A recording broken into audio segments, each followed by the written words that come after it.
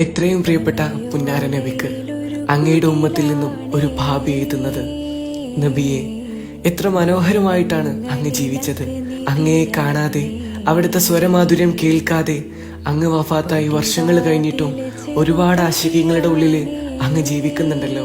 അന്ന് ഒരു ഭിക്ഷക്കാരൻ വന്ന് അങ്ങയുടെ ഷോൾ വലിച്ചപ്പോ തോള് മുറിഞ്ഞ് വേദനയായപ്പോഴും അങ്ങ് പുഞ്ചിരിയോടെ മറുപടി നൽകിയില്ലേ? തോയിഫിലെ സ്വന്തം കുടുംബം കല്ലെടുത്തെറിഞ്ഞ് അങ്ങയെ ആട്ടിയോടിച്ചപ്പോ ജിബ്രീൽ വന്ന് അവരെ നശിപ്പിക്കട്ടെ എന്ന് ചോദിച്ചപ്പോ വേണ്ടാന്ന് പറഞ്ഞവർക്ക് മാപ്പ് കൊടുത്തില്ലേ? എങ്ങനെയാണ് റസൂലെ അങ്ങേക്ക് ഇത്രയും കരുണയോടെയും സന്തോഷത്തോടെയും പെരുമാറാൻ കഴിഞ്ഞിരുന്നത്? ഇവിടെ നിന്ന് ഞാൻ ഇത്രയും സുഖത്തോടെ ജീവിക്കുമ്പോഴും ചെറിയ പ്രയാസങ്ങൾ വരുമ്പോഴേക്കും തളർന്നു പോകുന്നുണ്ട്.